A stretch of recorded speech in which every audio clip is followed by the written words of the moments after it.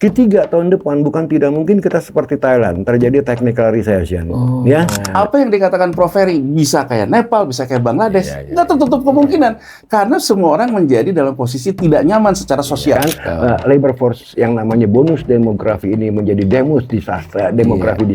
Demografi disaster bukan. Sekarang saya challenge Pak Purbaya, berani nggak dia buka berapa harga pokok produk di Pertamina dan berapa yang diakibatkan alokasi karena cost overrun? Saya akan puji kalau Purbaya itu mau menurunkan PPN. Ini semakin besar pendapatan negara, sebetulnya semakin besar peluang untuk korupsi, kan begitu? Harga BBM naik, harga segala macam, sikat aja orangnya, nggak usah banyak cerita. Sebentar lagi akan ditangkap mafia-mafia impor bea cukai. Tangkap aja, nggak usah ngomong gitu loh. Ya, tapi kalau boleh nyerak begini, ya semua apa yang kita sarankan sangat tidak mungkin. Mudah-mudahan rezim ini segera selesai gitu ya.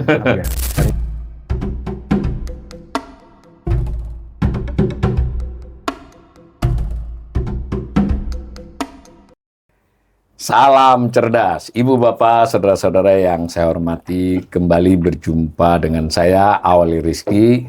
Kali ini di sesi Indonesia Economist Club, udah lama nih, non-aktif, udah hampir 2 bulan. Seperti biasanya, YESI ini mengundang 2 atau 3 ekonom untuk berbincang topik-topik ekonomi Indonesia. Kali ini saya tidak main-main ini, dapat tamu sangat istimewa dua-duanya. Yang pertama, Profesor Ferry Latuhin. Salam, Prof. Thank you for inviting me, Mas Awali. Ini pokoknya nggak usah dikenalin lagi lah. Kalau dikenalin malah ini. Yang kedua, ya teman saya yang memang rutin di sini, Mas Yanuar. Assalamualaikum, Mas Yanuar. Salam, Mas Ferry. Ini tadi off-air kita sudah bincang-bincang. Saya malah bingung nih mau bincang apa kepada 2 orang ini. Cuman saya kasih pengantar begini. Ini kan secara umum ada 2 pendapat ya terhadap kondisi ekonomi Indonesia saat ini.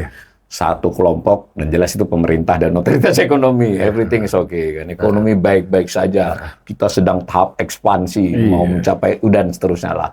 Kalau ada hal-hal yang keliru-keliru dikit, lesnya banyak lah. Nah itu. Tapi kelompok yang lain tidak kurang-kurang juga orang yang mengkritik bahwa kondisi ini sedang tidak baik-baik saja. Yang terbaru kan ada Celios, ada LPMUI. Saya kira sangat lugas lah itu yang surveinya LPMUI maupun penilaian Celios itu sangat lugas.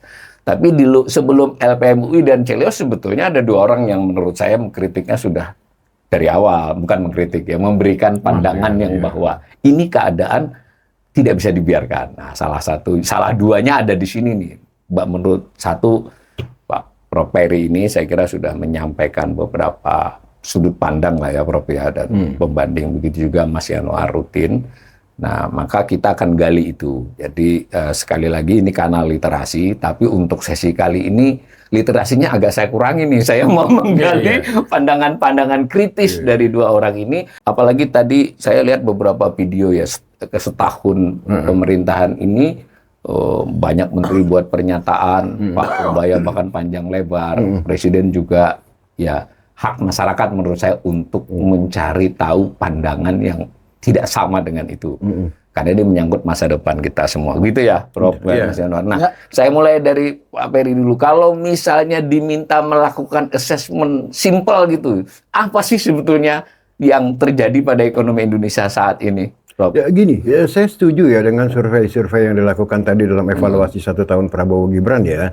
Oleh Celios, LPMUI, ya kan, Kompas kalau nggak salah juga, ya, KOR juga ya. Lantas juga di dunia pengusaha saya banyak kontak juga ya, walaupun tanpa survei ya, bagaimana mereka saat ini berada dalam kondisi yang boleh bilang ya cukup prihatin ya. Bahkan mereka seperti kalau nggak salah Apindo yang sama-sama saya muncul dalam satu forum juga, dia bilang ada kemungkinan 6 bulan ke depan tuh kita bakal banyak layoff. Ya, banyak ya pemecatan ya, PHK ya.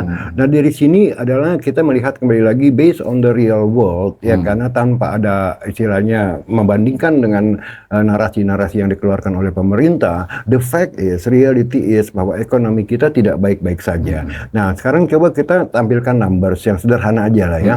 Nah pada waktu semester pertama aja kita lihat bagaimana PMI kita tuh ya, beberapa bulan, 3 apa 4 bulan sebelum rilis 5-12%, ya kan itu kan drop di bawah 50 dalam sekali ya.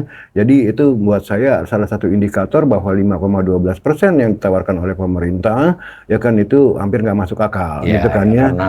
tidak sejalan dengan PMI ya. Benar. Nah, Mas Abali juga mungkin juga tahu datanya ya, bahwa penerimaan dari PPN pemerintah itu kalau nggak salah semester pertama tuh hampir 20% drop ya. Kalau nggak salah ya, itu data ya, ya kan. Nah, di sini kita tahu bahwa kalau PPN itu kan terkait dengan masalah consumer ya, segala macam ya, bahwa memang daya beli masyarakat itu drop gitu loh ya. Apanya yang baik-baik saja kalau kayak begini gitu kan ya.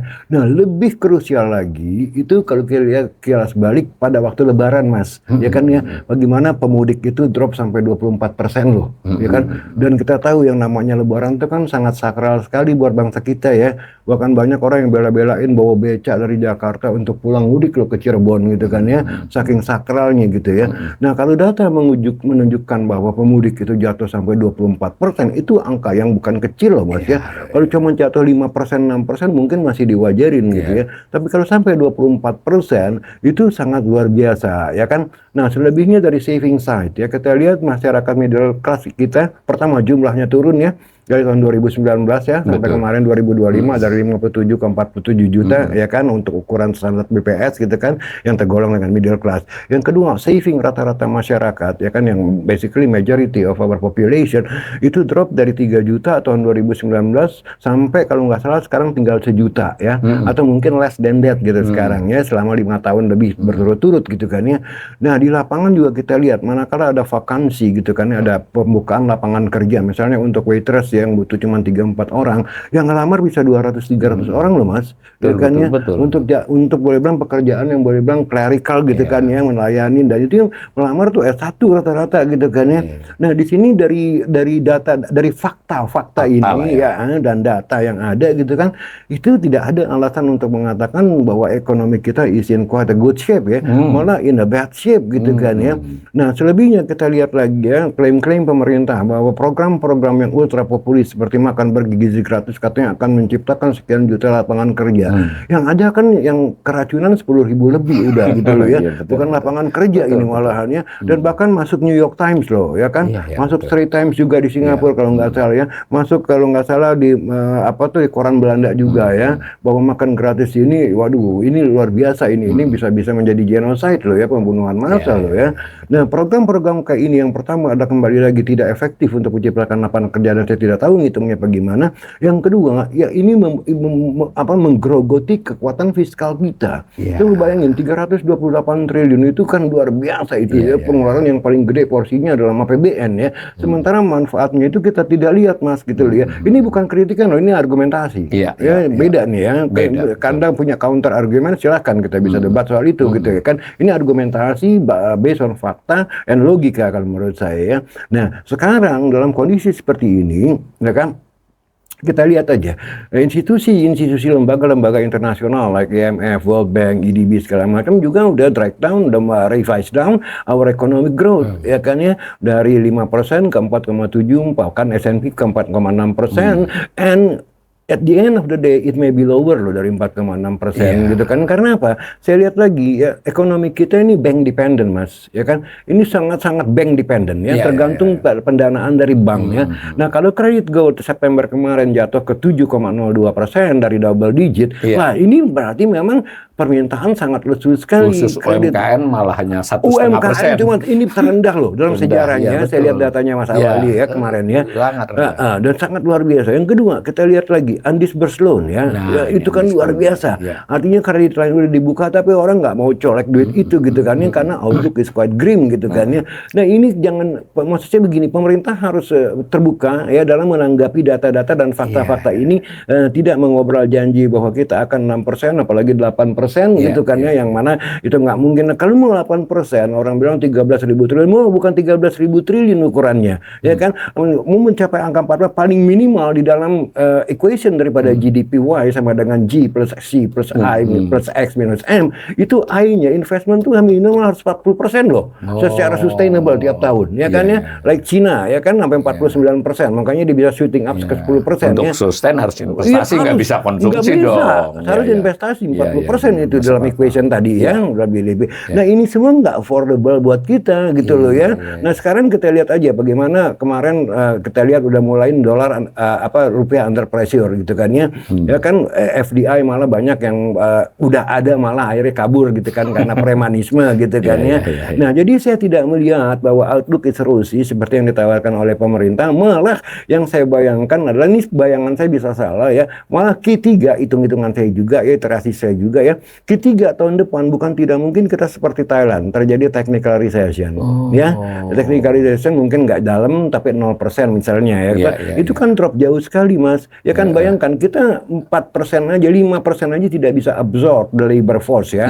Demografis bonus kita ini bahaya loh. Di sisa ticking time 5% aja kita nggak bisa absorb loh. Apalagi kalau 0% Mas. You can imagine apa konsekuensi sosialnya nanti. Ya bukan tidak mungkin, saya bilang sama teman-teman, ini bisa menjadi Nepal Indonesia ini Konoha ini ya. Kalau tidak hati-hati gitu ya. Karena over promise dari pemerintah yang mana dalam kenyataan hidup sehari-hari rakyat merasakan bagaimana sulitnya cari kerja. Ya bahkan saya waktu satu panggung di salah satu televisi dengan orang Apindo, bos Apindo bilang ya kita dari Apindo 6 bulan ke depan mungkin lebih banyak layoff daripada kita rekrut orang gitu loh ya. Ini gitu kan gloomy ya. Nah, my point is this ya, kembali lagi ke pertanyaan pertama. Ekonomi kita tidak baik-baik saja. Ekonomi kita turning down. Nah, dalam kacamata makroekonomi bukan tidak mungkin ada satu momentum di mana kita akan menemukan equilibrium baru yang jauh lebih rendah daripada 5%. Gitu loh ya. Yang mungkin udah ramai dibicarakan apa yang namanya secular stagnation ya kan ya. Kita mungkin bisa kayak Malaysia atau Thailand ya yang cuma 2,5% growth-nya, dan buat kita nggak bisa itu karena kita punya demografik bonus angkatan kerja tumbuhnya 2 juta setahun persis gitu loh. Itu mah input daripada Jadi pemirsa, meskipun Prof Peri ngomongnya cepat tapi ketangkap ya oleh kita penilaian umumnya begitu. Tapi kalau nanti dilambatin nanti kita lambatin. Kalau sudah jelas penilaian bahwa ini kondisi ekonomi ya tidak baik-baik saja. Dan tidak baik-baik saja itu satu hal, menyadari tidak baik-baik saja kan hal lain jadinya.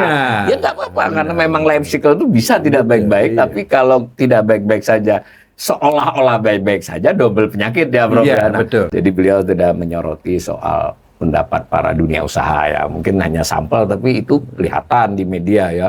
Apindo lah, asosiasi pertekstilan, pedagang eceran, hotel, losmen, intinya nyaris tidak ada asosiasi yang independen, yang netral mengatakan kondisi bisnisnya sedang bagus. Ya, mayoritas bagus. Yang kedua tadi sudah beliau sampaikan juga soal fakta bahwa yang namanya PHK, kesulitan cari kerja, atau kalaupun diakui ada pengangguran tidak turun, sebenarnya kan dia pindah kerja yang sangat tidak bermutu kan begitu Prof ya. Malah saya datanya sudah jelas. Sebenarnya yang presentasinya yang turun, penganggurnya nggak turun.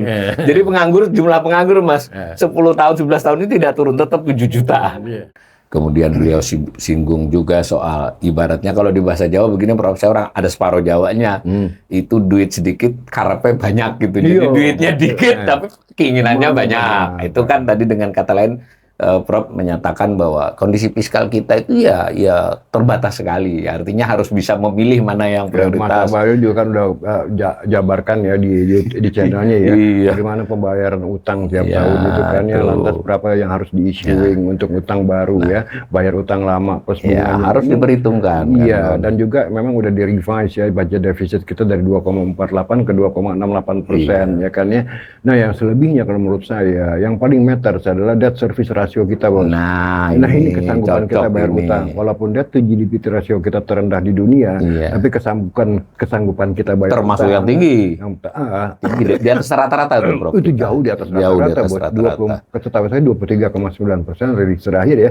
Dan ini kan dari APBN bayar utang dan bunga seperti itu kan ini sama sekali artinya gini lah, as a company ya kan mungkin you have that equity ratio rendah, tapi kalau dari income statementnya kita lihat nih EBITDA-nya nih nggak cukup nih untuk mengcover daripada pembayaran utang. Kalau istilah beliau solvabilitasnya rawan ini. Jadi intinya itu tadi berbeda. Ada lagi tadi yang menarik mungkin kita perlu garis bawahi bahwa Prof Peri juga mengkhawatirkan pertumbuhan ekonomi kita ini justru semakin dikemukakan, malah menyodorkan fakta yang sebenarnya. Dia kan tidak cukup sustain, tidak cukup kokoh ya pertumbuhannya. Sewaktu-waktu justru bisa turun, Dan turunnya itu keseimbangan baru, anggap aja keseimbangan jangka menengah kita saat ini 5 ya. Ini bisa menuju ke yang baru. Jadi lebih hati-hati karena tadi banyak faktor, termasuk faktor beliau katakan soal investasi itu nggak hanya istilah ya, tapi memang real pembentukan modal tetap bruto itu kan harus ada, bukan angka-angka yang disodorkan. Kurang lebih begitu. Kita mau tahu pandangan Mas Yanuar. Bagaimana Mas terhadap kondisi ekonomi saat ini? Ya, aku mungkin memperdalam apa yang dikatakan Prof. Ferry ya. Jadi sekarang sebetulnya tadi indikator tabungan, indikator segala macam. Tapi ada satu indikator yang sebetulnya sangat jelas ya. Ketika mungkin kita masih menggunakan data BPS yang dikonfirmasi oleh banyak ekonom, data benar lah. Ketika di awal tahun, yang pada akhirnya kemudian pemerintah melakukan aksi efisiensi anggaran dan sebagainya. Nah, pada waktu itu kan kita deflasi, ya. Beberapa bulan. Nah, angka BPS dalam deflasi itu satu-satunya inflasi itu harga emas. Itu sebetulnya semakin menunjukkan yang tadi dikatakan Prof. Ferry, ya, bahwa sebetulnya kelompok atasnya orang yang punya kelebihan likuiditas mengalihkan portofolionya. Ya, dia portofolionya dialihkan ke emas. Kita nggak usah bicara dulu yang paling atas deh. Yang tengah-tengah, yang sedang-sedang aja juga pada berburu emas batangannya Antam. Nah, itu mengakibatkan inflasi emas gitu.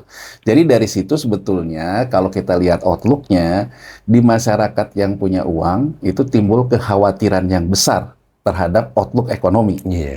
Ya, terhadap outlook ekonomi. Kekhawatiran itu karena apa? Ya bisa karena geopolitik, bisa juga karena respon dari pemerintah kita terhadap geopolitik itu. Gitu loh Mas Awalil ya.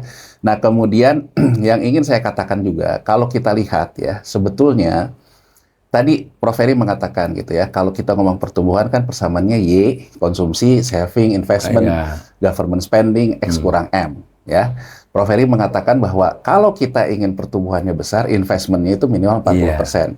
Nah, sekarang kita lihat dari Y itu sebetulnya kalau kita lihat pertumbuhan uang yang paling besar itu terutama sejak 2008 ya, Mas Awalil, sejak 2008 di saat Menteri Keuangan ya merubah cara pembiayaan defisit menjadi ke pasar uang komersil. Dalam hal ini penerbitan SBN yang bisa diperdagangkan. Nah, kalau kita lihat ya, ketika menerbitkan SBN itu ada dua nih. Satu terkait pembiayaan defisit, bahasa Prof. Ferry tadi income statement, APBN, ya pembicaraan yang tentang postur, itu penerbitan SUN, surat utang negara, SBN dalam bentuk SUN, dengan tenor 5, 10, ya, dan sebagainya. Nah, itu pun yang seperti kita sering katakan terjadi front loading kan, bahwa ketika realisasi penerimaannya belum tercapai, realisasi belanjanya belum tercapai, termasuk yang sekarang heboh mengendap segala macam, tapi realisasi pengambilan hutangnya selalu diambil 100%. Jadi kalau sekarang ada uang sisa ya wajar aja kan Mas Awalil. Sisa berhutang itu namanya. Karena kan asumsi penerimaannya sebetulnya tidak tercapai, asumsi belanjanya juga tidak tercapai, harusnya kita tidak mengambil hutang sebesar itu kan, karena defisit realisasinya pun rendah. Tapi kita selalu mengambil utangnya sesuai dengan postur APBN. Akibatnya kelebihan. Akibatnya kelebihan kan, wajar kalau kemudian jadi ada silpa, jadi ada sal dan sebagainya. Nah, artinya pada waktu itu kalau kita lihat, apakah pemerintah menyerap surat hutang ya menjadi government expenditure belanja pemerintah yang bisa meningkatkan I. Kalau kita lihat elastisitasnya rendah. Ya kan, kalau kita lihat elastisitasnya itu rendah. Jadi artinya kalau sekarang kita menganggap bahwa stimulus fiskal kita sebetulnya berhasil nggak memberikan insentif agar orang mau memberikan I. Investment. Nah, kenapa Mas Awalil ini seolah-olah tidak terasa selama ini? Ya, kenapa tidak terasa selama ini? Karena kalau kita lihat, kita terjadi pertumbuhan kelas menengah atas kita yang mendapatkan pendapatan dari portofolio akibat likuiditas dari surat belanja negara yang diperdagangkan di pasar modal itu memicu likuiditas di pasar modal secara keseluruhan. Ya, kita juga dinikmati oleh keadaan pada waktu itu memang ekses likuiditas dari luar, membeli sun kita, sehingga ada ekses likuiditas dana di situ. Ada QE dari Amerika ya. QE dari Amerika. Jadi kalau kita lihat nih garisnya nih, cadangan devisa kita nih dari 2008 ya sampai periode QE ya sampai 2008 sampai 2011, bahwa cadangan devisa kita naik pada saat QE-nya injeksi. Pada saat QE-nya di 2011 tapering off turun. Nah, kalau kita lihat lagi posturnya di cadangan devisa yang naik itu, isinya sebagian besar adalah SBN. Artinya sebetulnya Bank Indonesia juga menyerap SBN untuk menerapkan stabilitas makro. Salah nggak? Nggak salah. Tapi kan harusnya kalau stabilitasnya pakai biaya moneter, belanja fiskalnya memang bisa menciptakan I. Iya. Ini kan yang tidak terjadi. Artinya kenapa ini tidak terjadi? Masalahnya di birokrasi, masalahnya di belanja yang buruk, program belanja yang buruk. Jadi apa yang dikatakan oleh Purbaya mengendap di Pemda segala macam, ya karena menurutku memang belanjanya buruk, perencanaannya buruk. Bukan hanya realisasinya, waktu direncanakannya sudah buruk. Memang ketika merencanakan belanja tidak punya kaitan langsung untuk mengenerate yang namanya I. Domkakannya kemana coba? BLT. BLT kan ke C, ke konsumsi. Ya kan masyarakat di bawah dikasih BLT. Ya kan dengan insentif, tidak ke I kan. Jadi itu yang sebetulnya masalah yang selama ini terjadi. Seolah-olah tidak terjadi apa-apa. Sekarang kena pukulannya. Terutama karena geopolitik yang berubah. Nah, dalam posisi geopolitik yang berubah ini, pemerintah selalu ingin menerapkan optimisme. Tidak hanya Prabowo, tapi sejak Jokowi. Tapi menurutku optimismenya selalu mengatakan seolah-olah kita tuh banyak duit. Gitu loh, seolah-olah kita tuh banyak duit dengan program-program yang populis, membelanjakan infrastruktur tapi perencanaannya jelek dan sebagainya. Nah, Mas Awalil, jadi dalam kondisi seperti itu, saya ingin melihat gini. Satu, fiskal kita tidak baik-baik saja, bukan karena persoalan hari ini. Tapi persoalan akumulasi. Karena kita juga harus membayar hutang. Membayar bunga hutang. Di saat yang sama perekonomian kita melemah, yang disebutkan Prof. Ferry tadi, daya beli yang rendah, PPN yang turun dan sebagainya. Nah, saya ingin mengatakan, tadi Prof. Ferry mengatakan tentang debt service ratio, kita yang sudah lemah. Pemerintah selalu mengatakan debt to GDP ratio. Saya ingin mengatakan tahun 78, ya, Meksiko itu debt to GDP rasionya 31%. Rendah banget. Rendah. Tapi pada waktu itu dengan harga minyak langsung turun jatuh, penerimaan negara pemerintah Meksiko itu jatuh. Debt service-nya yang kena. Makanya dia kena di defisit primernya. Defisit primernya. Karena dia tidak bisa membayar yang Mas awalnya katakan tadi. Tidak bisa membayar yang namanya bunga hutang dan juga pertama bunga hutang. Baru di 80 pokoknya pun dia nggak bisa bayar, merembet ke Argentina dan sebagainya. Sekarang saya ingin mengatakan, kita punya nggak ciri-ciri gini? Ada. Ini dia. Ya kan, ciri-ciri ini ada. Ciri-ciri seperti ini tuh terjadi di mana? PPN yang disebut tadi. PPN-nya drop. Kalau PPN-nya drop, mau didongkrak oleh PNBP sebagai macam, yang teriak pengusaha. Pengusahanya sendiri juga ada lagi persoalan yang besar. PPN nggak bisa ngasih, diperes PNBP. Itu yang terjadi kan? Karena pemerintah melakukan hal seperti itu. Nggak bisa dari sini, pemerintah ingin melakukan penegakan hukum. Mulai sekarang, ini nggak ada yang salah Mas Awal. Mau dikatakan bahwa ada orang mafia di bea cukai, mau ada di segala macam. Intinya kan, pemerintah itu kan mengambil uang yang memang tidak ada dalam sistem kan.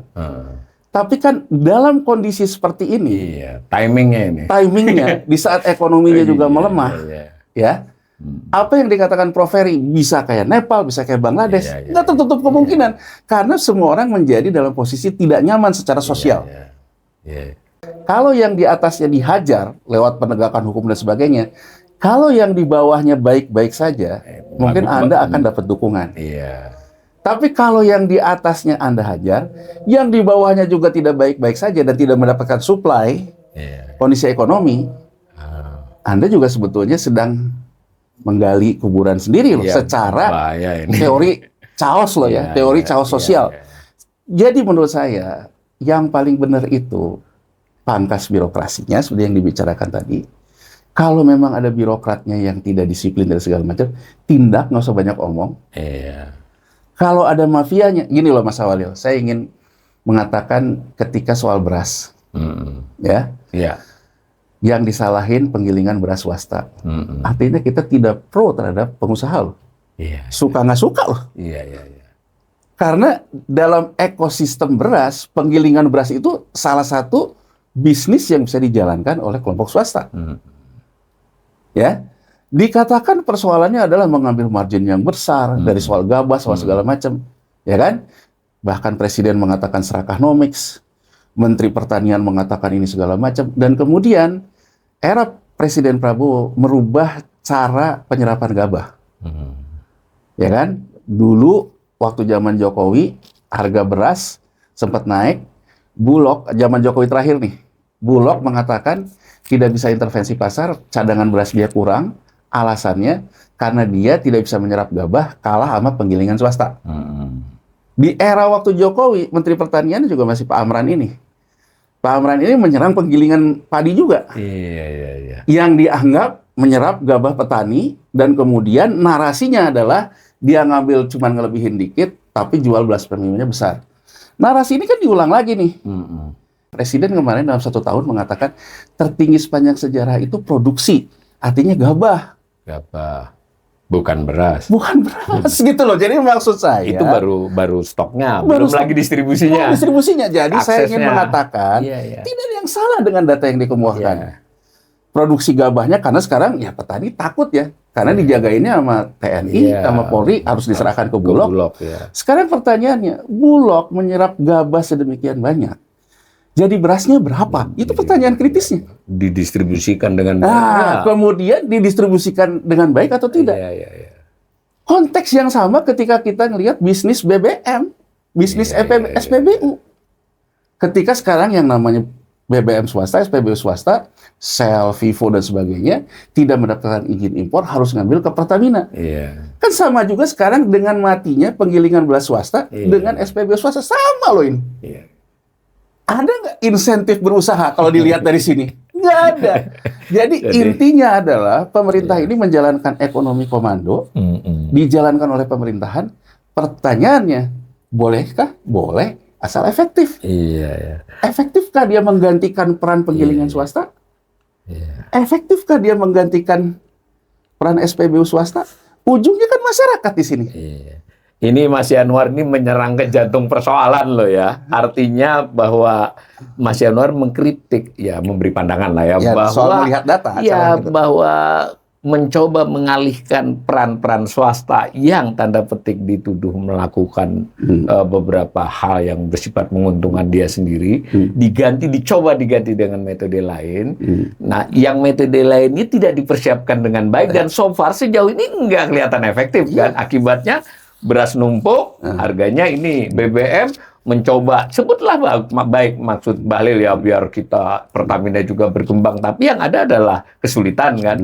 Sebelum sampai sana Mas, tadi saya tertarik soal, karena arahnya kan ke sana nih, bahwa apakah mungkin kita krisis fiskal, yang tadi contoh Meksiko ya, di tahun-tahun itu, sebagai, saya sempat kemarin beberapa hari ngotak-ngatik, kelihatannya shortfall kita di pajak ya, itu akan terendah nih sepanjang sejarah, Prof. Jadi kita mungkin shortfall di 12-an, 10 lah kalau dipaksakan.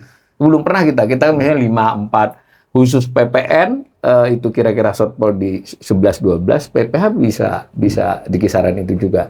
Nah, cuma tertolong sedikit oleh cukai karena dia perpajakan kan.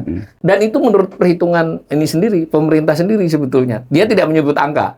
Jadi, Prof, ini ada yang menarik. Kan biasanya APBN kita itu disodorkan di September, 30 September, atas presentasi capaian dari rencana, dari APBN. Sekarang dia buat presentasi atas outlook. Loh, jadi kan presentasi atas dugaan dia di tengah tahun. Ya, orang seperti saya nggak mau dibohongi kan. Saya coba dengan yang ini. Nah, kalau dengan ini dimasukkan ke depan, Mas, shortfall-nya gila nih.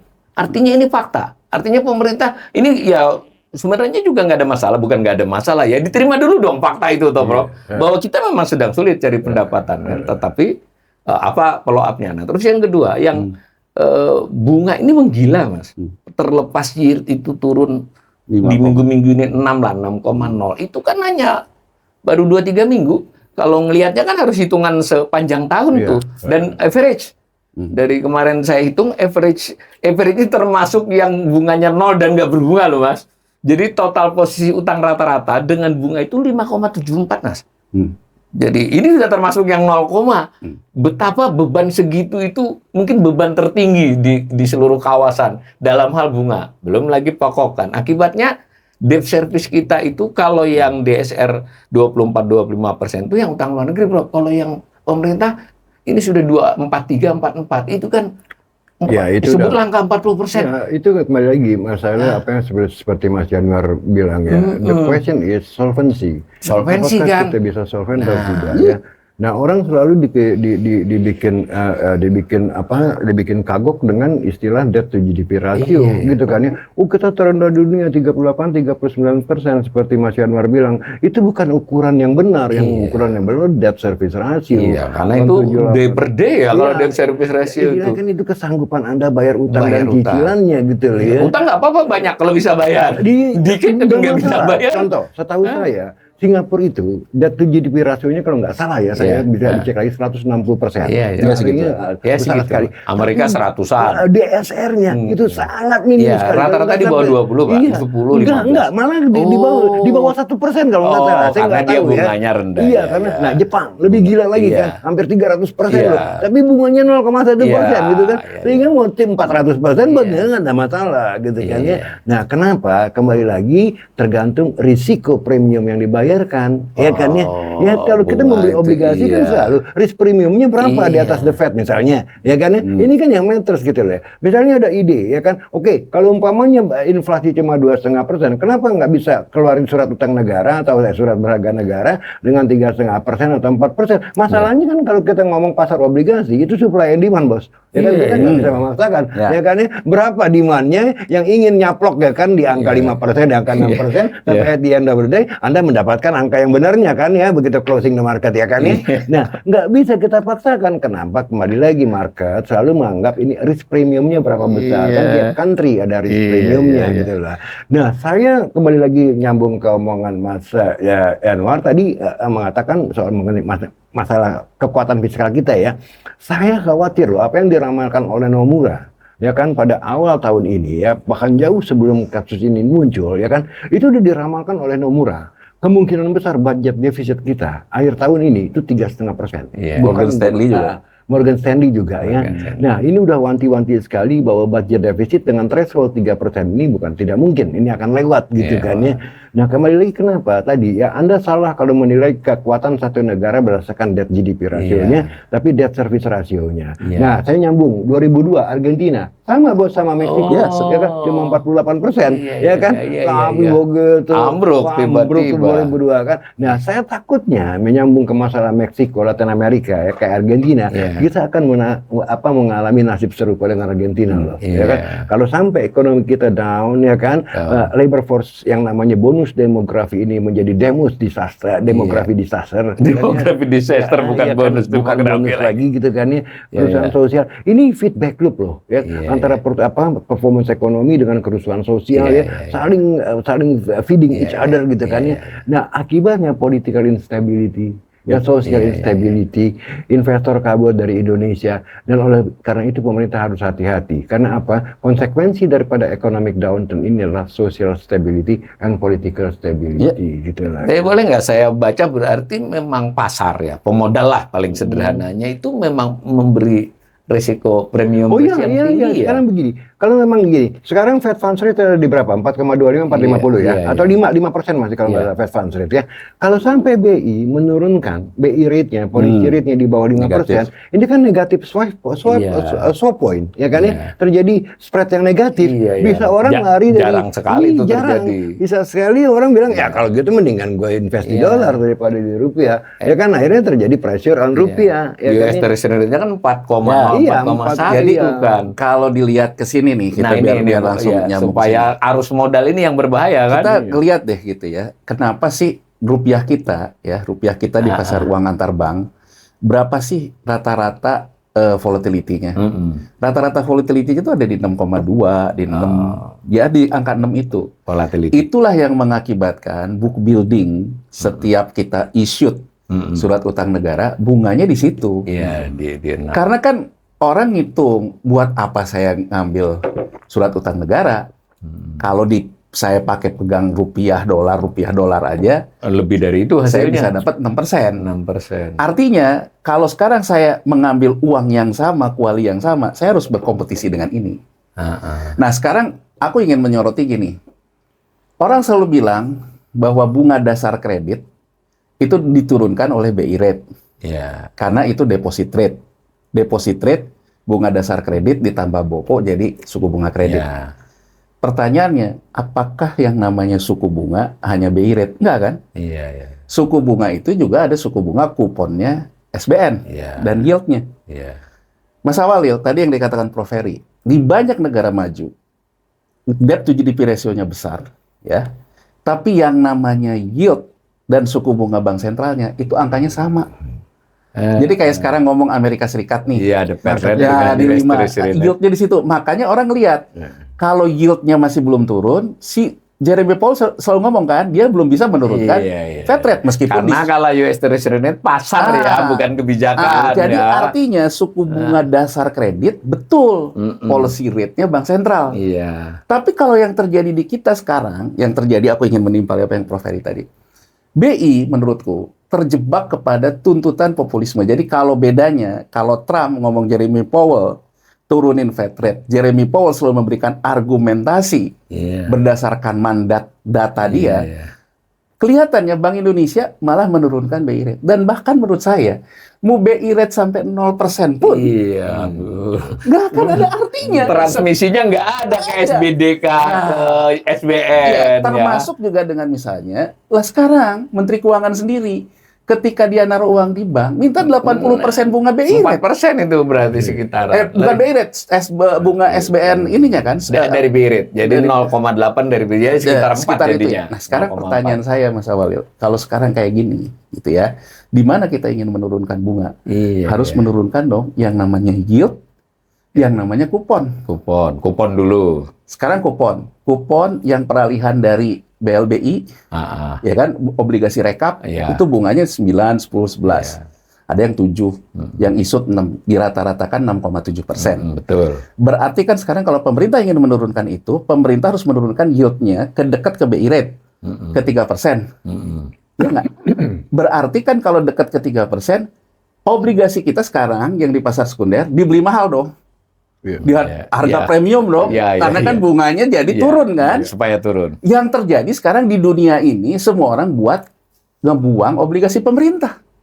Ini udah tren ini ya? Udah tren. Jadi menurut saya, kita tuh yang saya setuju dengan Prof. Ferry ini. Kita nggak usah bicara mazhab, kita logika aja.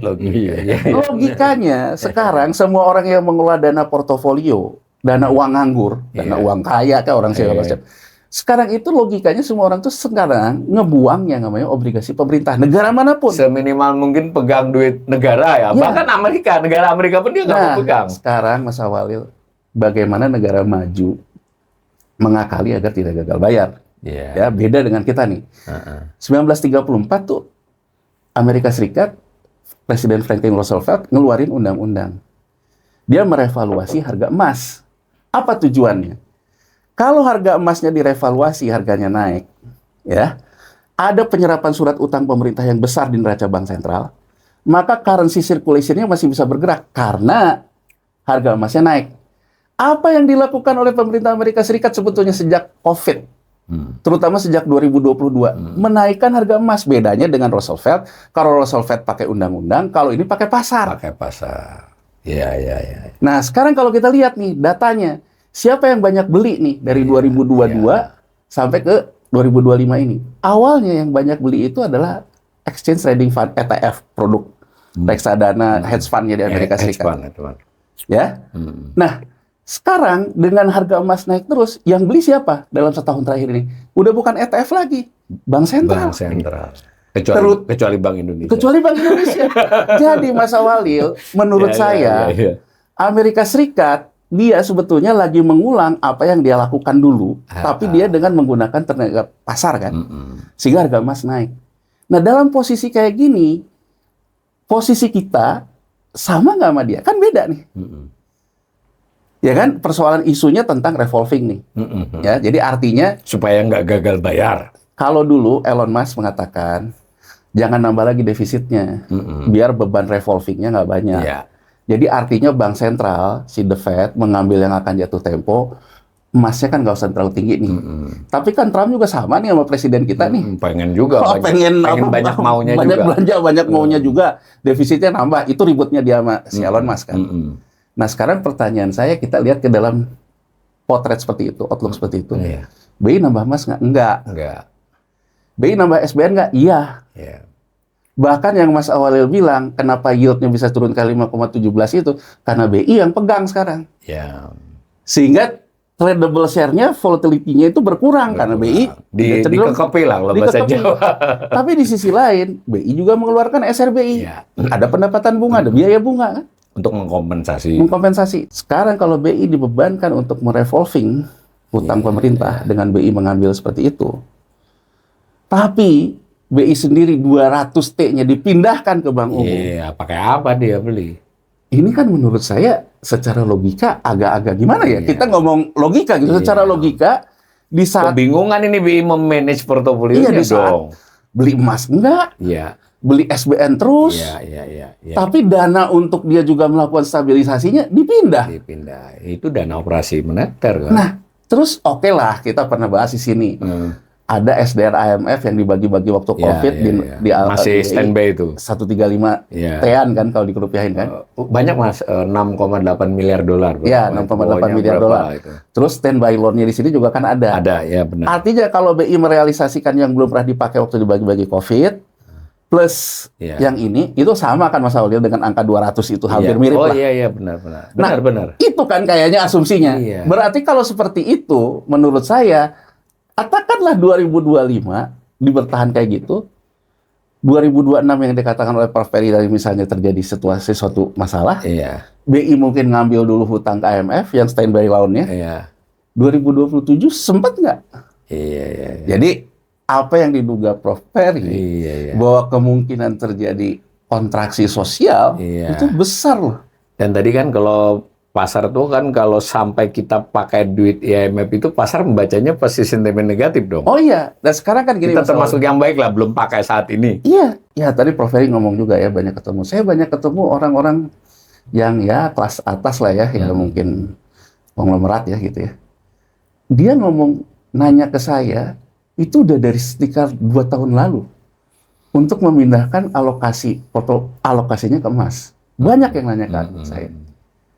Nah setelah saya runtut-runtut, ya mungkin ditawarin sama hedge fund-nya di luar. Nah ini kalau kita lihat trennya, yang juga data residence mengalirkan uang keluar, itu udah terjadi dari Juni tahun lalu kan Mas Awalil? Iya benar. Sebelum Prabowo memerintah loh. Tapi angka ini selalu diingkari dan selalu dikaitkan persoalan dengan capital flight, persoalan dengan serakanomics.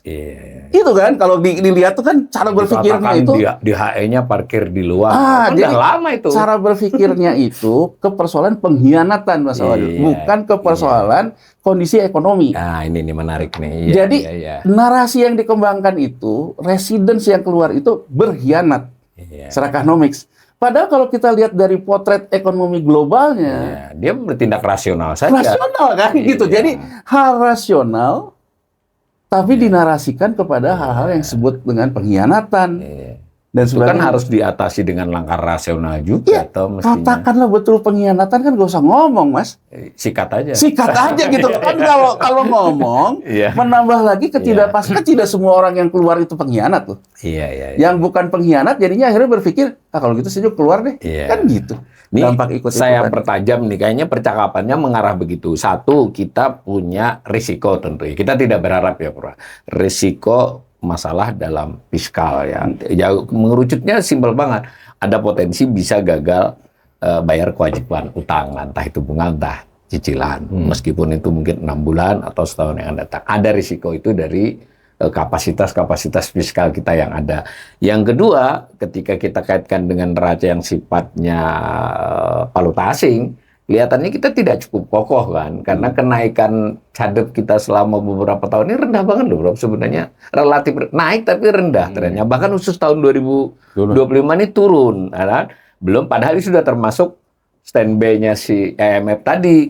Nah tadi kan penyebabnya adalah yang fundamentalnya di current account dan di transaksi finansial kan kita memang lagi buruk nih 2025. Nah tadi Prof menggarisbawahi bahwa ini tidak tertutup karena memang ya risiko premium apa bisa sentimen kan, karena modal mikir juga. Nah kalau ini bercampur kan serius banget. Belum yang ketiga yang dari awal digali dua orang ini, bahwa ada masalah di ketenaga kerjaan, ada masalah di kemiskinan, ketimpangan.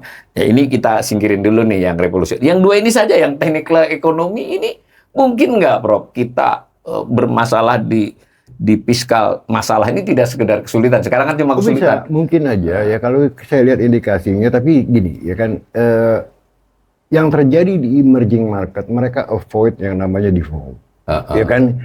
Karena nanti kalau satu kali default ini semua. Kan akan pasti dibantu lah kita ya. Kan, ya. Pasti dibantu. Nah makanya juga di sini saya lihat bahwa independensi BI dipertanyakan. Mungkin sudah merasakan bahwa wah BI ini nggak bisa nih independen nih, kalau bisa printing money lah buat kita kan gitu benar, ya. Artinya jadi money printing machine lah ya. Tidak independensi BI at stake nggak masalah. Yang penting kita punya fiskal ini bisa sustainable untuk bayar utang dan bunganya gitu kan. Tapi kan ini bad news gitu loh yang memberikan indikasi bahwa waduh Indonesia tidak baik-baik saja nih kalau sampai BI bisa printing money kan gitu. Ya kan, nah, apalagi namanya emerging market bos ya kan, nanti kalau BI sebagai institusi menjadi political institution ya kan, seperti yang dimauin si Trump kemarin terhadap Jerome Powell ya kan, ya wah ini bahaya sekali ya kan, makanya juga dolar kan under pressure terhadap hard currency yang lain ya kan ya. Nah apalagi nanti kita gitu kan, kalau memang benar-benar notabene rakyat merasa waduh investor merasa bahwa memang BI printing money ya kan, waduh kita soft currency loh bos, bukan hard currency ya kan ya. Anytime orang, dan kita tidak melakukan capital control kayak Cina ya, anytime orang bisa kabur gitu loh ya. Tapi poinnya begini, kalau menurut saya ya, segala macam data, fakta ya kan, narasi-narasi, bahkan survei-survei menyatakan satu ya kan, bahwa ekonomi kita tidak dalam kondisi baik-baik saja ya kan ya. Nah sekarang yang menjadi pertanyaan, kalau government keep rolling down the street like this dengan narasi-narasi bahwa kita kuat, ekonomi kita kuat, bisa bentar lagi 6%, lantas naik ke 7%, satu kan naik ke 8%, ya kan? Sampai kapan Anda bisa berbohong? Kita kelebihan duit, banyak duit nganggur, itu kan gampangannya banyak duit kan? Nggak mungkin gitu kan? Dia memang banyak duit nganggur, tapi kalau nggak dipakai untuk investasi untuk apa? Itu buktinya undisbursed loan ya, itu duit yang idle gitu loh ya kan? Nggak dipakai investasi, diperbankan ya kan ya. Tapi poinnya kembali lagi ya, dimanapun juga ya kan, kalau mau growing tidak bisa akal-akalan tambal sulam seperti ini gitu loh ya, dengan melakukan fiscal stimulus sementara fiscal space kita udah nggak ada ya kan ya. Kenapa tidak ada? Karena debt service ratio kita yang udah tinggi, bukan debt to GDP ratio kita ya kan ya. Daya kita melakukan pembayaran utang segala macam udah hampir nggak ada. Kalau 25% dari APBN untuk itu aja kan luar biasa, nggak ada space untuk stimulus gitu kan. Itu logikanya. Yang kedua, dari sisi konsumen, kita lihat daya beli masyarakat terus drop ya kan ya, terbukti dari indeks kepercayaan konsumen IKK kita itu kan terendah ya sepanjang berapa tahun ya, September ini. Jadi kalau pemerintah bilang, apalagi Purbaya bilang, wah 200 triliun lihat tuh konsumsi naik 5,68%, saya bilang man datanya gitu kan, itu kan cuma sampean punya narasi ABS aja. Itu anak buahnya lapor ke dia mungkin kan nggak ada buktinya. Jelas rilis September kemarin IKK kita itu drop rendah gitu kan ya. Nah dari investasi tidak ada kelihatan tanda-tanda yang menggembirakan. Dari konsumsi apalagi berdasarkan IKK tadi ya, saya belum lihat bisnis sentiment nanti indeks itu gimana ya kan ya. Nah sekarang pertanyaannya adalah apa yang harus dilakukan oleh pemerintah? Jangan terus-terusan membohongi masyarakat dengan mengatakan bahwa kita bukan tidak mungkin 6%, 7%, 8%, sementara data dan fakta tidak ada yang menunjukkan ke arah sana kan gitu ya Mas Awali ya. Iya betul. Nah sekarang kita sampai pada titik di mana mengatakan pada pemerintah please realize it ya kan. Don't tell a lie to any people ya kan. Sekarang yang menjadi pertanyaan kita sebagai ekonom, mungkin masyarakat tidak mempertanyakannya, tapi kita ekonom pertanyakan apa sih your program nanti nih untuk mengcounter ya downturn ini ya kan ya. Masuk akal nggak sih your program seperti ini untuk mengcounter the downturn of economic growth kita ya kan ya. Nah saya udah berbicara juga dengan Mas Januar ya kan, bahwa sebetulnya dari awal pemerintah tuh simple ya kan, nggak usah bikin program-program yang banyak sekali constraint-nya ya kan. Kita mau bikin misalnya program program makan bergizi gratis, constraint-nya kan budget. Budget kita ada nggak 328 triliun untuk menyuapi 82 juta anak sekolah, kan nggak ada, belum tentu juga ada manfaatnya. Gitu, karena kita pengen hilirisasi ini, hilirisasi itu, duitnya ada apa enggak dengan tentara yang cuma dapat dividennya 70-80 triliun, kan gitu ya. Kita nih banyak sekali maunya, seperti tadi Mas Awalin bilang, apanya gitu kan. Bahasa Jawa. Ya, tapi kita nggak sadar bahwa kita dihadapkan oleh berbagai macam kendala gitu kan. Kendala lain ya masalah operasional, ya kan, masalah market, ya kan, masalah labor, ya kan, masalah utang, semuanya itu harus di-take it into account. Bahwa kita pengen pergi ke Paris misalnya ya, jalan-jalan, tapi kalau Anda cuma punya duit 100.000 perak kan nggak mungkin cuma sampai Depok doang kan gitu. Ya kan ya. Nah ini yang nggak disadari oleh pemerintah, terlalu banyak bermimpi. Sekarang apa yang ada dalam within reach, saya katakan juga, kita ada diskusi ya Mas Yanuar ya, di awal sebetulnya pemerintah tuh fokus aja ke pembenahan BUMN. Ya kan, karena output BUMN ini dengan 1.000 sekian BUMN dan anak-anak cucunya, ini porsinya terhadap GDP ini di atas 30% Mawal. Ya, you can imagine di negara-negara yang boleh dibilang market socialism like China, Vietnam, itu BUMN the driver of economic growth. Ya kan, kita malah menjadi beban. Ya kan, cuma 8 loh BUMN yang bayar dividen, tapi selebihnya itu semua PMN, malah bakar duit kan gitu ya. Nah, ini aja dibenahin karena ini tidak ada konser. Ini kan di dalam wilayah kita untuk bisa membenahi. Ya kan. Yang kedua, cobalah roadshow ke dunia luar sana bahwa Indonesia is an investment paradise untuk merangsang FDI masuk kemari. Kenapa Cina dan India, kenapa Vietnam dan India bisa, kita nggak bisa gitu kan ya. Nah, yang ketiga adalah kembali lagi ya, birokrasi yang sangat luar biasa. Tebalnya, gemuknya ya, sampai akhirnya kita bingung, you get lost in the jungle kalau kita mau ngurus izin usaha misalnya ya. Belum lagi otonomi daerah yang peraturannya bisa beda dengan peraturan pusat, bos. Ya kan, ini menyulitkan sekali untuk investor masuk gitu kan ya. Nah, kayak gini-gini kan seharusnya menjadi prioritas gitu loh ya. Bukan bikin ini, bikin itu, yang mana constraint-nya begitu banyak ya kan ya. Nah, selanjutnya menurut saya sih sekarang ya, kembali lagi ya, pemerintah harus kembali berani mengatakan bahwa oke, kita nih sebetulnya on the track yang salah. Gitu loh ya. Ini harus jujur gitu loh ya. Mau dirubah. Nah, sekarang kita rubah aja lah, nggak usah banyak omong gitu. Harusnya Purbaya begitu dong. Nah, harusnya mestinya kan. Makanya saya bilang, saya akan puji kalau Purbaya itu mau menurunkan PPN. Dia bilang kan akan diturunkan 8% ya. Kalau bisa 5%, bos. Ya kan? Benar. Betul. Dan yang kedua, saya puji Purbaya kalau dia berani menurunkan corporate tax dari 22% ke 11%. Ya. Saya puji juga kalau dia mau menghapuskan cukai. Saya puji. Kenapa? Karena apa, bos?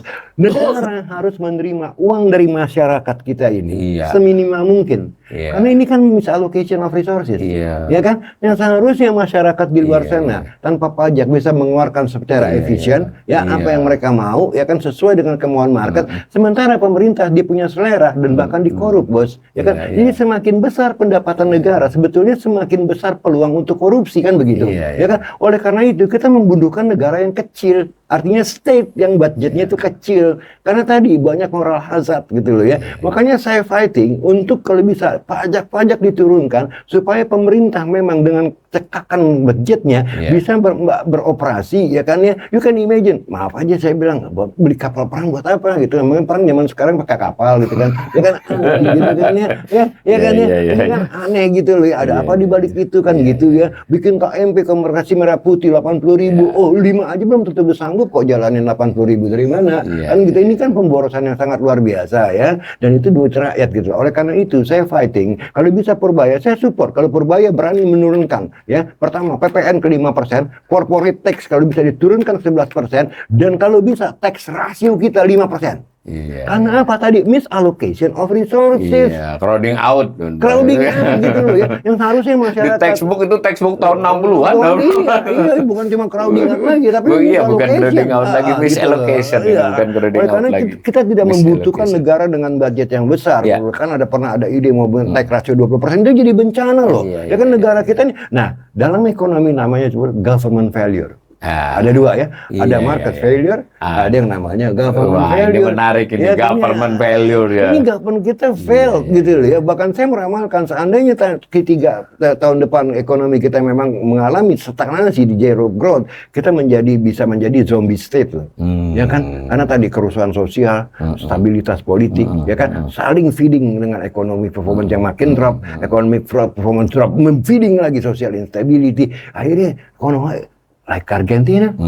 Bukan tidak mungkin, udah banyak contohnya, bos. Ya kan ya. Nah, oleh karena itu, saya bilang Purba ya, I support you, ya kan. Oke lah, jangan ngomongin masalah segala macam you are cowboy atau tidak cowboy, buat saya tidak penting. Berani tidak mengecilkan pendapatan negara, bukan memperbesar. Karena memperbesar semakin memperbesar misallocation of resources, ya kan. Oke, fine, kalau kita potong corporate tax, ya kan, ke 11%, ya itu jelas defisit. Nah, bagaimana dengan pembayaran utang kita? Mereka harus tahu, ya kan, bahwa ini jalan, ya, stepping stone menuju ekonomi yang lebih baik. You don't have to worry, ya kan, kita nggak akan default. Kan gitu, ya kan.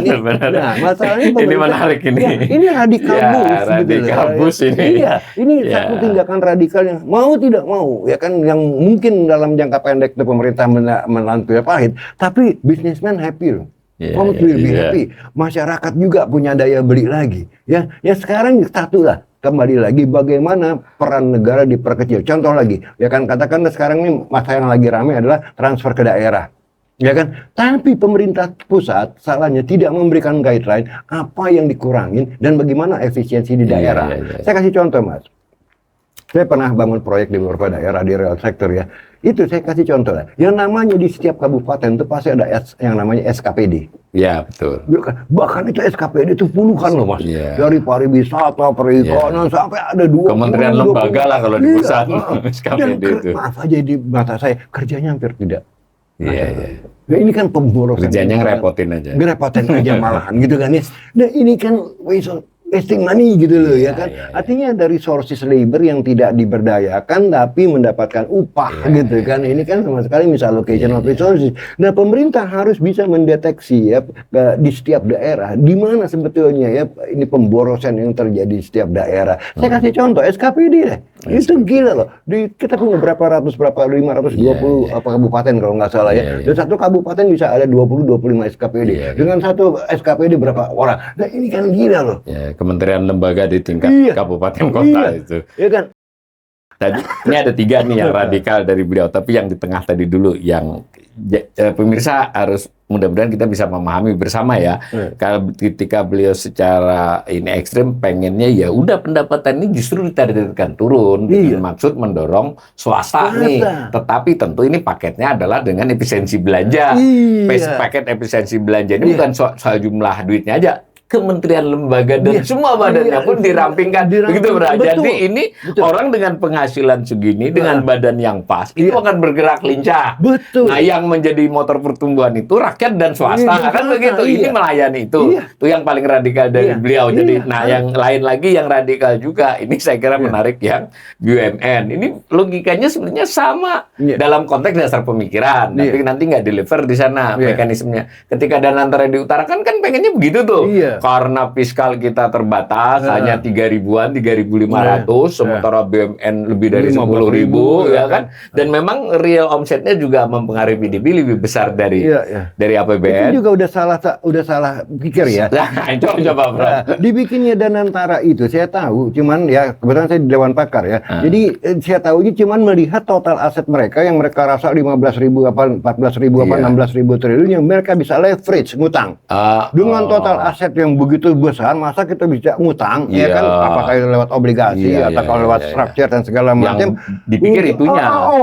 Dengan utang ini kita bisa membangun hilirisasi A, B, C, D segala macam. Come on, man, total aset itu kan book value, ya kan, ya. Itu kan book value sama sekali gitu loh.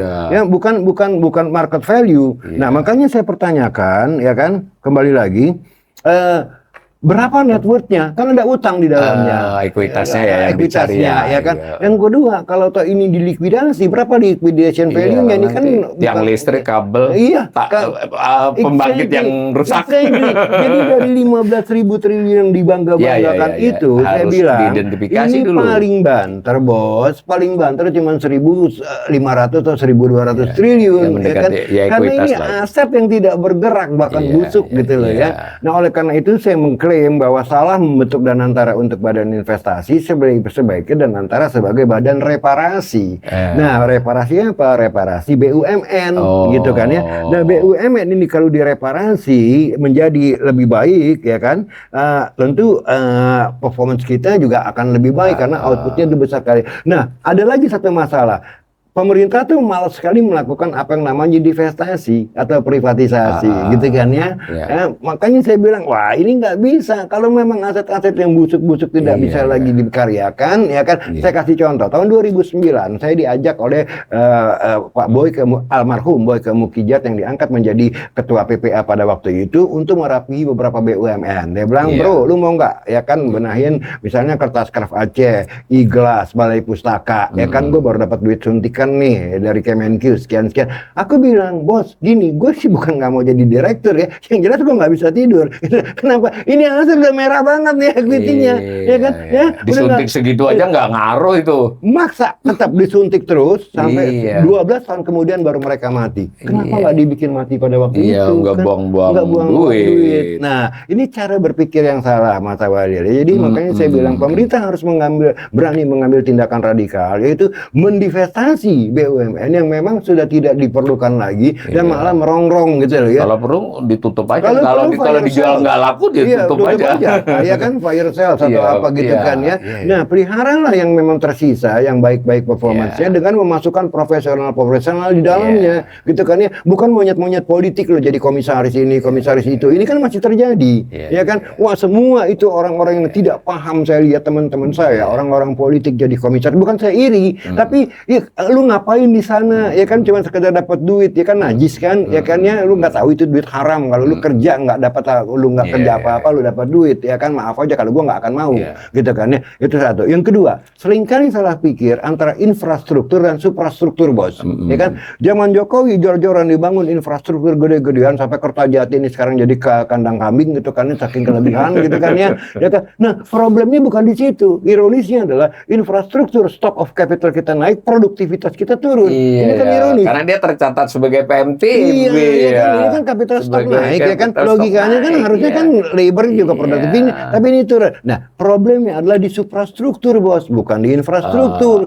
Regulasi, rule of law, ya kan, premanisme, ya kan, corruption, ya kan, changing regulation, perbedaan regulasi Pemda sama pusat. Ya, ini harus dibenahin untuk menarik investasi. Mau jalan semulus paha foto model juga nggak akan yang datang orang untuk FDI, gitu kan. Kalau memang datang di tempat dirongrong sama preman kan, gitu ya kan. Tapi bagaimanapun Prof tadi kan tetap melihat kalau dibenerin BUMN ini salah satu solusi kan terhadap ekonomi kita lihat ya bahwa motor pada pertumbuhan ekonomi di Vietnam, di Cina, bahkan di India juga itu adalah state-owned company. Ya kan, tapi memang benar-benar dibikin sedemikian rupa, ya, sampai mereka perform very well, ya kan, memberikan kontribusi kepada ekonomi. Tapi di sini kan jadi rongrongan, bos. Bayangkan dari 1000 sekian BUMN yang totalnya adalah ada holding dengan anak cucunya, itu 1000 lebih loh BUMN yang katanya akan dipangkas 800 BUMN oleh Rosan katanya kan. Oleh Danantara, gitu kan ya. Nah, sekarang bagaimana BUMN ini, ya kan, kembali lagi ya, menjadi agent of economic development, ya kan, menjadi agen pembangunan ekonomi seperti di Vietnam, ya, seperti di Cina, ya kan. Nah, tapi masalahnya kembali lagi, punya political will apa tidak? Kan tidak ada. Sebab kemarin sih saya lihat masih omon-omon ya Pak Prabowo ya. Lihat aja komisaris semuanya itu kan masih orang-orang politik, ya kan ya. Mungkin juga. Iya, kan ini kagak benar gitu loh ya. Tapi tetap BUMN salah satu kunci ya. Tadi yang ketiga tadi yang sampean sebut itu bagaimana kita menarik investasi asing itu juga masalah kita ya. Masalah kita sebetulnya kan satu. Sekarang, bos, nggak gampang kita menarik investasi asing kalau ada saingan. Kan gitu.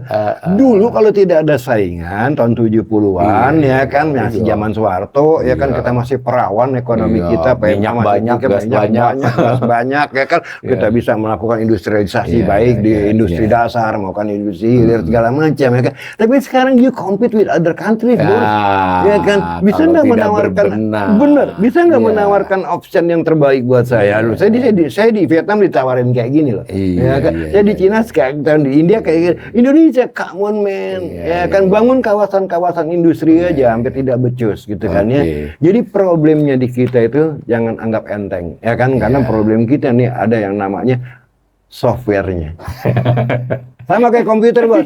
Hardware-nya boleh cantik, Iya. tapi kalau software-nya abal-abal, ya buatan Cibinong sana ya, tidak muat gitu loh. Ini Anwar, saya minta menanggapi komentar ini saja biar mengerucut bagian-bagian yang perlu ditanggapi dari pendapat ini tadi. Sangat setuju. Ya, jadi kalau kita lihat ya apa yang dilakukan oleh Cina ahead the curve sebelum krisis moneter Asia terjadi tahun 98. Dia udah punya proyeksi ya. Ya, ini yang sekarang orang selalu bilang bahwa Cina secara ekonomi kebijakannya kapitalis gitu. Iya. Nah, kita lihat Mas Awalil, Maret 1997 ya, itu Cina itu menetapkan Perdana Menteri namanya Zhu Rongji. Sebelumnya adalah Gubernur Bank Sentral. Itu yang kemudian pendekatannya sangat monetaris, sangat market seperti yang dibicarakan Prof. Peri. Tapi dia pendekatannya kultural. Kultural itu artinya apa? Dia masuk ke dalam isu bahwa penegakan hukum terhadap korupsi. Tapi kan dia melakukannya dengan dia menghukum mati kan. Ya. Sebetulnya kan ini sama juga apa yang dilakukan oleh Xiaoping tahun 78. Ya. Kalau Xiaoping kan dia menghukum mati 4 the power of four-nya Partai Komunis Cina, yang salah satunya istrinya Mao Zedong kan, gitu.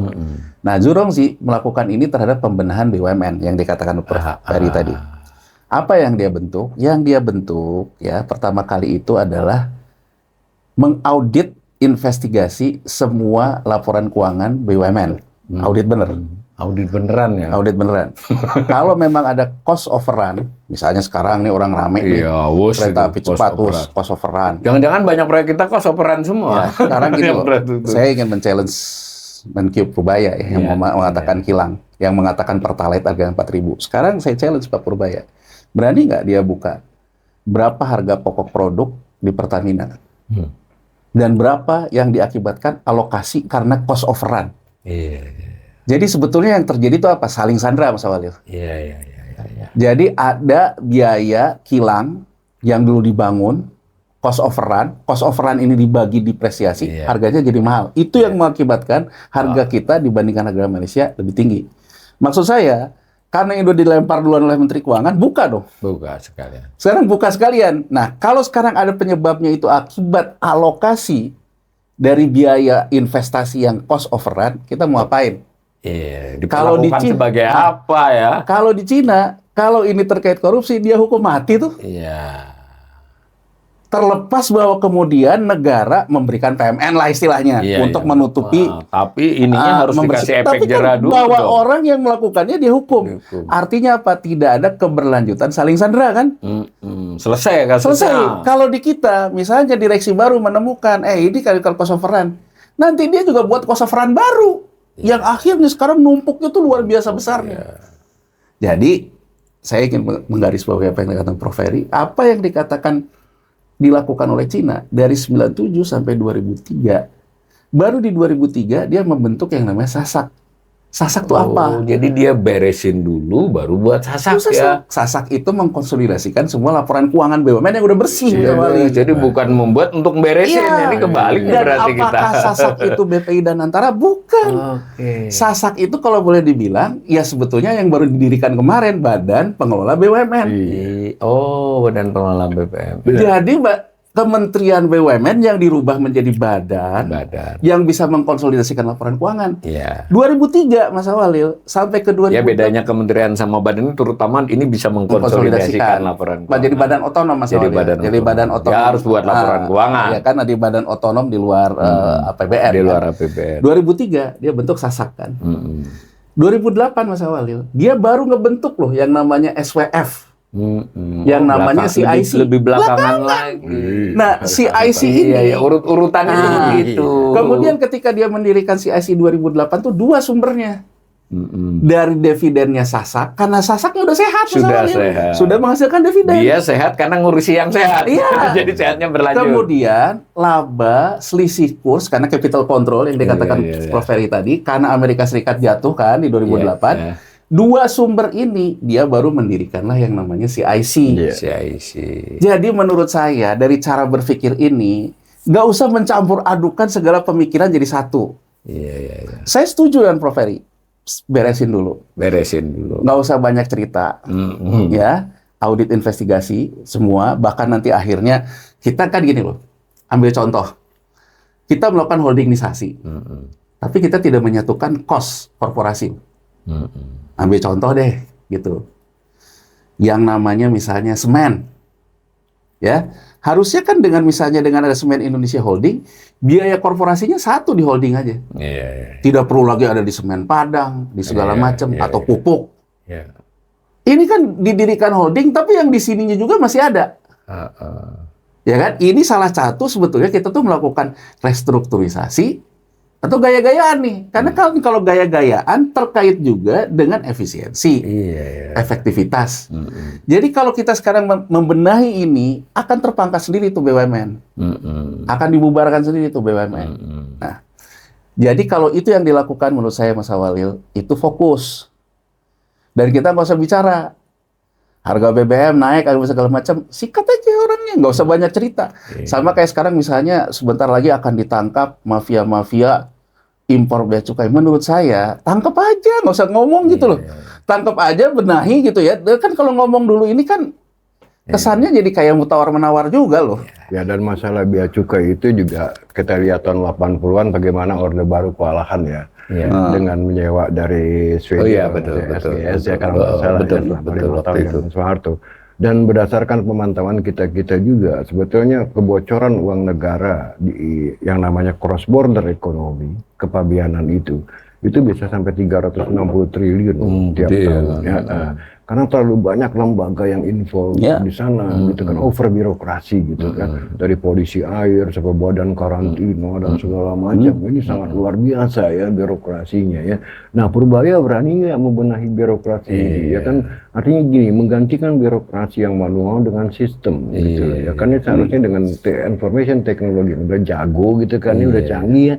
Harusnya kan mungkin, dan itu 360 triliun itu bukan duit kecil loh Mas. Jangan cuma marahin anak buahnya aja dong. Iya, jangan. Ya, kalau cuma sidak-sidak kayak begitu, ya kamu kalau sekarang lagi ngopi di Starbucks segala macam, it doesn't work gitu kan. Ya itu mengangkat personal branding Purbaya aja. Tapi tidak memecahkan masalah. Memecahkan masalah. Kalau benar bikin satu special task force untuk menangani masalah kebocoran 365 triliun tiap tahun akibat over birokrasi di dalam cross border ekonomi. Nah itu kan ketahuan lebih sistematis ya kan, isinya lebih elegan lah, lebih sophisticated ketimbang datang ujuk-ujuk ke sana nongkrong di Starbucks kayak kamu untuk menawar bea cukai apa bukan, kan gitu ya. Dasarnya kan jadi kayak mau aja ya, kayak belusukan nggak keluar. Tapi BUMN ini berarti sebenarnya potensial ya. Nah, jadi sekarang kita anggap aja kita bicara teori ini, bukan teori ya. Kita pura-pura nggak tahu yang sedang dilakukan inilah ya. Kita ada masalah ini, ada BUMN, ada ini. Sebenarnya sekarang jalan pikirannya kayak tadi kan bisa diterapkan dong. Kalau kita lihat nih ya, jadi aku ada yang ngasih nih, ya ngasih bahwa BUMN itu pernah mencoba mengkonsolidasikan seluruh laporan keuangan tahun 2003 dan udah diaudit oleh salah satu Big Five. Cuman ini kan dokumen internal, cuman ada yang ngasih ke saya. Apa yang dikatakan Prof. Ferry tadi bisa saya konfirmasi, memang uangnya hanya 1.200. Dari real cash-nya, laba ditahan itu hanya 1.200. Tapi kalau kita lihat, dari laba ditahan 1.200 itu, ya kan, banyak yang sebetulnya dalam bentuk SBN juga. Kasnya nggak segitu. Jadi gini, aku mau gambarkan. Kayak disebutnya setara kas. Jadi kalau dilihat dari konsolidasinya itu 1.200 posisi cashnya itu. Tapi kas setara kasnya itu 750-an. Berarti boleh dibilang 500-an. Yang kas nih ya, yang kas itu berarti kan yang bahasanya tuh yang mengendap deposito lah. Ya, jadi artinya yang kasnya tuh 750-an, total itu 1.200, berarti kan 450 ada di surat berharga. Ya kan, mungkin kemungkinan besar di SBN lah 450. Nah, jadi betul. Berapa free cash flow-nya? Kalau mau kita ngomongin free cash flow-nya akhirnya 750. 750 T itu hutang jatuh tempo kita tahun ini aja, pokoknya 800 gitu loh. Jadi artinya sebetulnya dari situ aja kita butuh penyehatan, bukan ini ngedadak dikonsolidasikan, ngedadak punya duit loh. Dan tapi tadi jangan untuk leveraging aja kok, ya kan, biar bisa ngutang lagi. Leveraging kan orang akan lihatnya dari sini. Iya, akan karena investor nggak bodoh lah ya. Kan orang akan lihatnya leveragingnya hanya segini. Makanya kan kalau kita lihat hitung-hitungannya ya dari 84 T dividen itu, aku udah hitung berdasarkan pola cash flow dari laporan keuangan yang sudah dikonsolidasikan tadi. Cash flow dividen itu ada cuma di sekitar 30-40 kalau aku hitung. Berdasarkan tadi itu data yang pernah aku terima berdasarkan 2003. Artinya sisanya untuk bayar dividen aja dia minjem uang. Entah itu Pertamina pakai global bond, PLN pakai global bond. Sudah diakui kok di beberapa bulan terakhir. Ya kan pakai hutang. Pakai hutang sebagiannya. Makanya dia front loading kan. 50-nya ini minjem hutang 5 tahun ke depan kan. Diambil kan. Karena dia menganggap bahwa nanti akan dapat 30-30. Itu aja menurutku berarti cara berpikirnya harusnya kan disehatkan dulu. Baru kita bicara berikutnya. Nah, itu satu BUMN. Ini pasti akan membawa konsekuensi, Mas Awalil. Konsekuensinya apa? Pasti ada yang kesikat. Nah, kalau dalam hal kayak gini, yang namanya reformasi birokrasi, ya kalau kita mau ngikutin Cina, ya Cina hukum kan? Gitu juga yang ide radikal dari Prof. Ferry ya. Kalau Prof. Ferry tadi kan mengatakan kecilin aja pendapatannya agar belanjanya mau tidak mau diefisienkan. Kalau belanjanya diefisienkan, berarti kan efisiensi birokrasi. Berarti kan efisiensi birokrasi di pemerintahan, entah itu Pempus, Pemda, SKPD, KL, ya, entah itu juga di BUMN, ya, akan menciptakan layoff kan? Menciptakan PHK. Akan menciptakan PHK kan? Nah, mungkin, wah, PHK-nya banyak. Nah, menurutku, kita perlu belajar dari Jepang waktu kalah Perang Dunia Kedua nih. Jepang itu kan negara yang dicatat dia sukses pulih dengan menerbitkan asset-backed securities kan. Sekuritisasi. Orang yang tadinya kerja misalnya di Toyota, Toyota mesti bayar PHK. Namanya baru kalah perang. Mau bayar PHK dari mana? Yang dilakukan akhirnya adalah, oh, kamu ahli emur ya? Udah deh, perusahaan emurnya dikeluarin deh. Kamu sekarang keluar ya dari Toyota. Tapi kamu urus emur. Nanti emurnya dibeli sama Toyota. Posisi sebagai karyawan dengan posisi sebagai mitra usaha beda, Mas Awalil. Dia ikut nanggung risiko nih. Dia ikut nanggung risiko. Dan dia juga ibaratnya kalau tadi kan mau pinter goblok, mau kerja nggak kerja, dia pasti digaji. Sebagian mereka termotivasi. Tapi kalau sekarang dia emur dan emurnya dibeli sama Toyota, ini yang namanya usaha kan. Jadi terlepas dari radikalnya yang dikatakan Prof. Ferry, saya ingin mendorong, jalanin aja. Ada keberanian kita mem-PHK birokrat, mem-PHK BUMN, tapi kita juga memberikan solusi. Ya udah, sekarang kalau misalnya di BUMN itu, misalnya ambil saja contoh di Pertamina gitu, ya kan? Ya udah, dia dulu ahli apa? Ya coba deh sekarang kamu buat deh di luar deh. Dalam konteks perampingan Pertamina, tapi operasionalnya tetap bisa jalan. Operasionalnya tetap jalan. Jadi maksudku, ide-ide seperti ini sebetulnya yang dibutuhkan, out of the box seperti itu. Nah, dalam ide seperti gini, kalau terus juga rebutan sama mikirin MBG, mikirin Koperasi Merah Putih, yang akan nyampe. Tapi saya ingin memberikan gambaran. Harus bersamaan kan ini, pembenahan BUMN ini. Tadi umpama kita merampingkan pendapatan belanja dan birokrasi, itu kan juga kita mau tidak mau Presiden harus diyakinkan untuk tidak dulu sementara menjalankan secara full hal-hal dia yang keterkonstrain budget terlalu besar itu kan. Ya, tapi kalau boleh nyerak begini, ya semua apa yang kita sarankan sangat tidak mungkin. Ini menarik Pak Mirza, ini pendapatnya Prof. Sangat tidak mungkin dilaksanakan oleh rezim yang sekarang. Iya. Karena secara politik itu tidak mungkin. Ya kita memberikan masukan mungkin untuk rezim yang akan datang ya. Mudah-mudahan rezim ini segera selesai gitu ya. Karena tidak efisien gitu lah ya. Nah kembali lagi sebetulnya untuk rezim yang akan datang tadi apa yang kita sampaikan berdua ya. Pertama adalah benahi BUMN dengan baik. Jangan terlalu banyak boros dengan program-program yang populis untuk menang nanti pilpres lagi padahal itu uang rakyat yang dipakai gitu kan ya. Yang ketiga, kembali lagi, masalahnya bukan ada di infrastruktur, terutama ada di suprastruktur. Ya kan, ya. Rule of law, regulation, peraturan pemda, ya kan, premanisme di lapangan. Ini nggak ada urusannya karena infrastruktur. Itu hal-hal yang sangat mendasar ya. Itu semua teori menyatakan itu, kan, kelembagaan dan udah harus. Nah, makanya ke Mas Awal bilang kelembagaan, our biggest problem is institutional problem, ya kan, problem institusional. Kita tidak paham membangun institusi-institusi yang benar untuk melakukan terobosan-terobosan dalam ekonomi. Misalnya tadi yang Pak Yanwar katakan, ya kan, ya, ini peran BUMN aja sebagai institusi itu tidak tahu bagaimana gitu ya, tumpang tindih, ya kan, ya, bikin anak cucu, ya kan. Ini kan problem of governance ya, Mas Awal ya. Jadi maksud saya begini ya, kalau memang tidak mungkin dijalankan oleh rezim ini semua apa yang kita katakan ya, kita make it simple ya, 3 poin aja itu kita fokus, birokrasi ramping, FDI dirangsang, ya kan, benahi BUMN, itu aja makan waktu lama, bos. Nggak bisa dalam overnight ya.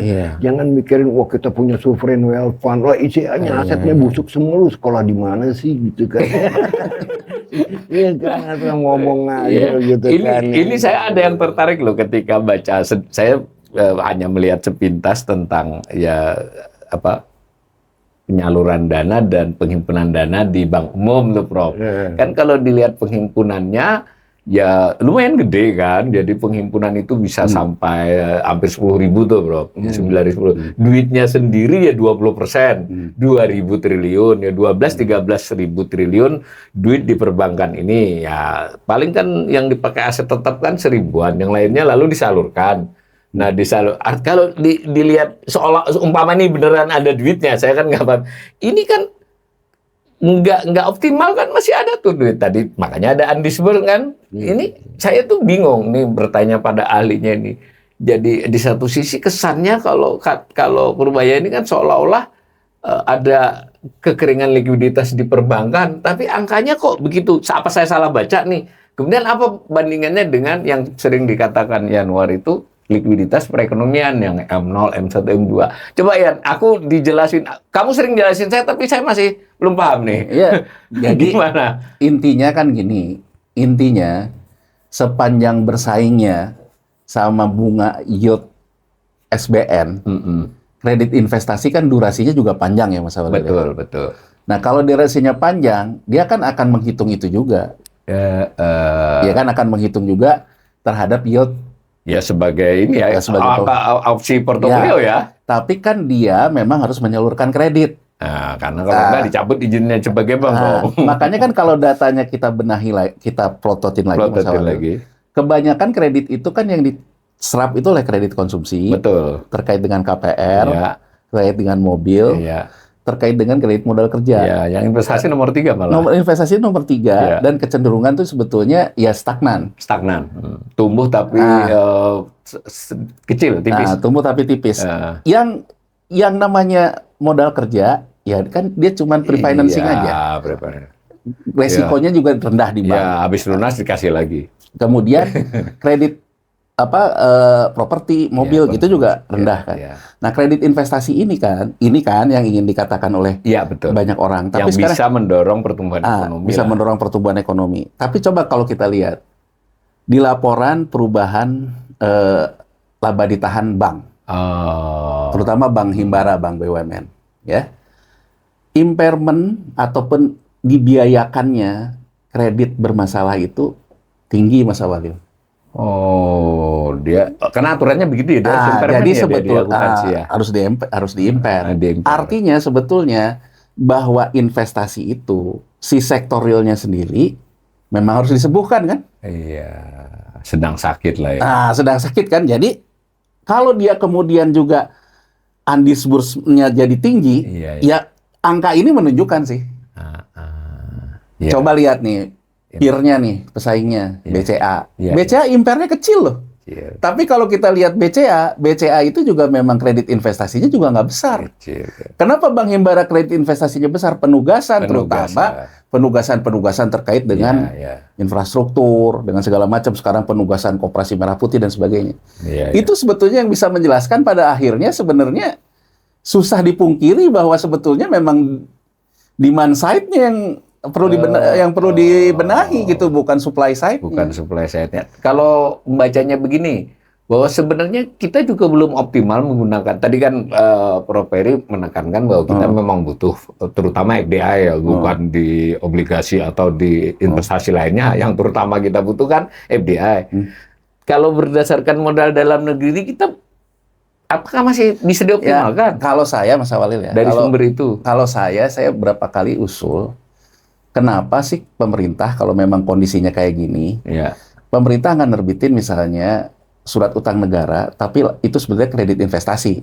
Oke. Jadi misalnya pemerintah mau melakukan pembenahan lahan pertanian, misalnya ngeluarin sun pertanian, dikeluarin sama pemerintah. Kayak Amerika dong itu. Ya kayak Fambonnya Amerika, dikeluarin sama pemerintah.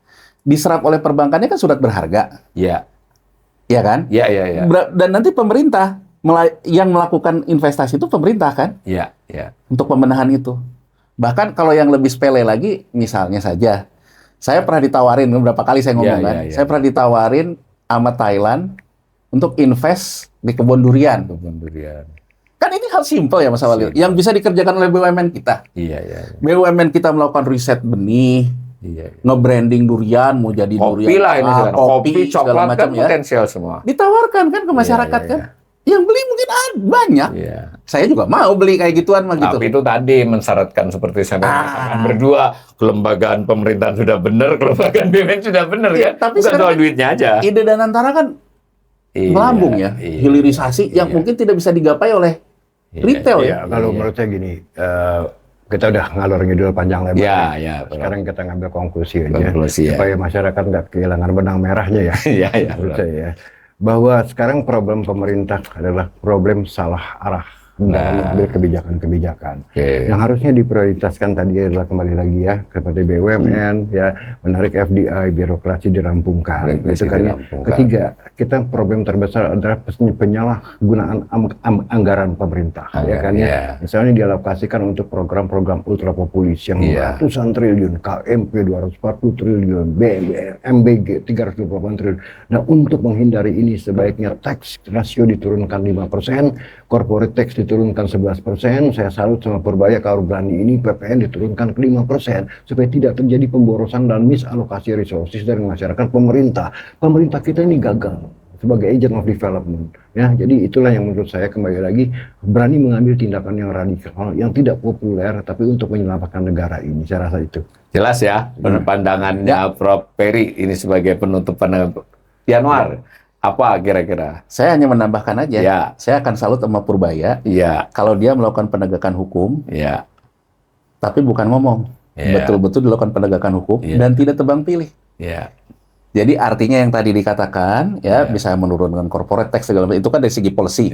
Dari sisi tata kelola, saya akan dukung dia. Kalau itu memang tidak hanya kata-kata. Tapi kalau hanya kata-kata, polisinya juga. Kalau bahasa Prof. Peri melanggar hukum ekonomi, tata kelolanya juga cuma ngomong aja, ya itu kan namanya akhirnya meninabobokan kita kepada persoalan-persoalan personal branding yang pernah kita rasakan menimpa kekecewaan kita kepada Jokowi kan gitu. Jadi artinya ya saya hanya ingin memberikan masukan kepada Purbaya, ya lakukan. Terobosan itu lakukan. Yang dikatakan Prof. Peri tadi, itu akan membawa konsekuensi terhadap perampingan birokrasi dan penegakan hukum. Kalau dia lakukan penegakan hukumnya, dia lakukan fiscal policy-nya, ya kita dukung. Begitu ya, pemirsa. Jadi saya kira kesimpulannya sesuai dengan ekspektasi saya, kedua narasumber ini, kalau saya sederhanakan, ingin mengatakan arah kebijakan yang sekarang diambil ini keliru, harusnya diperbaiki. Tapi tadi Prof. Peri sedikit kurang percaya, mungkin tidak diambil. Tapi kan kewajiban moral sampean, Prof, untuk mengatakan bahwa tadi ditekankan juga oleh Yanwar. Jadi saya tidak ingin menambah-nambahi bahwa pada dasarnya kedua narasumber dan mungkin juga saya di dalam banyak tayangan juga sependapat bahwa di luar dugaan banyak orang, kita ini tidak sedang, bukan sekedar tidak baik-baik saja, sudah tidak baik-baik saja, salah mendiagnosa, salah mengobati, kan begitu, Prof. Itu hasilnya bisa di luar soal ekonomi. Kita semua tentu tidak berharap. Sebagai orang yang waras kita tidak berharap. Tapi tidak ada salahnya juga ini menjadi peringatan buat kita semua, tidak hanya pada otoritas, bahwa kondisi ekonomi kita ini sedang menuju hal-hal yang mungkin tidak terbayangkan destruksinya di masa mendatang. Mudah-mudahan sih tidak terjadi.